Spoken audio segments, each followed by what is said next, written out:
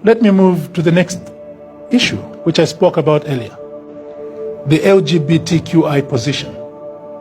As the Patriotic Front, we beseech Zambians, all of us Zambians, as a people, not to allow the United States of America to impose its values in Zambia.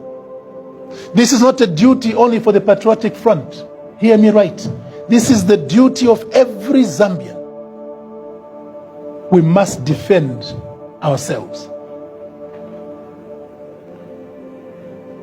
Since both bilateral relations and foreign assistance of the United States is being tied to LGBTQI rights, Zambia may have to review its relationship with the USA, as the country should not abandon its norms, its national values, religious and cultural standing to please the Americans. The documents that I've referred to, I also quoted them. All of them are making reference to the fact that their aid, their support must be tied to the relationship with Russia and China on one hand, and the upholding of the human rights of LGBTQI. If their support, if their bilateral relations with us is going to be subject to those conditions, then time has come for us in Zambia to start asking our questions. Is it worth the while? Remember that the Patriotic Front has been firm and steadfast on the matter. When President Edgar Chagwa Lungu was asked this question, he said very bluntly, if your money is tied to us changing our values, losing our religious orientation, keep your money. We shall keep our values. We are saying no to homosexuality. Why should you say we're going to be civilized if we only allow it? Are you saying we are very primitive now because we are frowning upon homosexuality? Even animals don't do it. Why should we be forced to do it because we want to be seen to be smart, to be seen to be civilized and advanced and so on? Could make him change his mind on homosexuality. But I don't know, to be honest with you, how far this matter will go. Because already you're tying it to aid. If that is how you're going to bring your aid, then I'm afraid the Western can leave us alone in our poverty, and we will continue scrounging and struggling and see how we can get going. We uphold that position. Even in poverty, we want to maintain our Christian values. Even in poverty, we want to maintain our cultural values. We are not going to lose our national identity only for pieces of silver. No. Keep your money. We shall keep our sovereignty and keep our dignity. As people made by God, after God created Adam, he saw that he was lonely. And he said, I shall give him a helper. Had he wanted to follow what the Americans want us to do, instead of creating Eve, he could have created Joseph.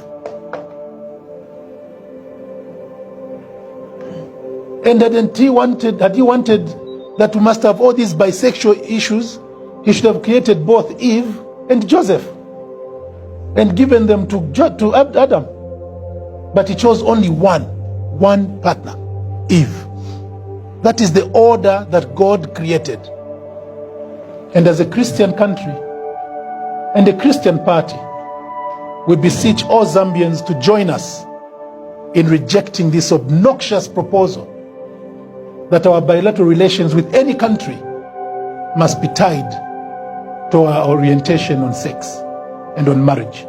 Isn't it said that a family is the most important nuclear unit of a society? If we break that, what do we break? We break societies. The people are coming to visit Zambia from anywhere in the world. They are coming with husband and wife, man and woman.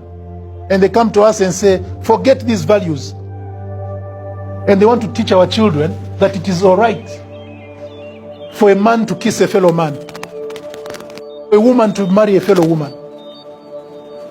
Zambians, our poverty must not take us to losing our cultural values.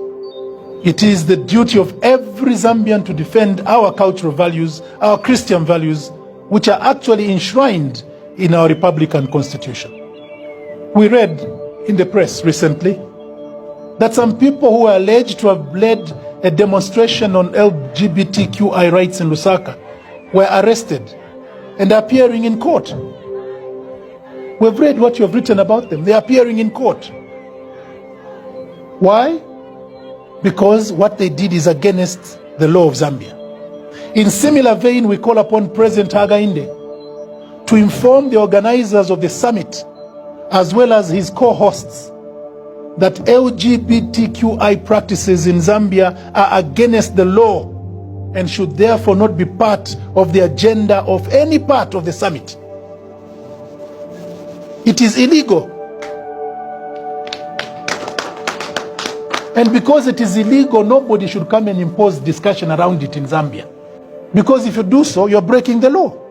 Those people who gathered, they were trying to express themselves on LGBTQI rights and they were arrested. In similar manner, whoever comes to Zambia and addresses a meeting and promotes LGBTQI rights is also breaking the law. And we don't expect citizen number one to be in that meeting watching people breaking the Zambian law quietly, and he sits quietly. He has to react.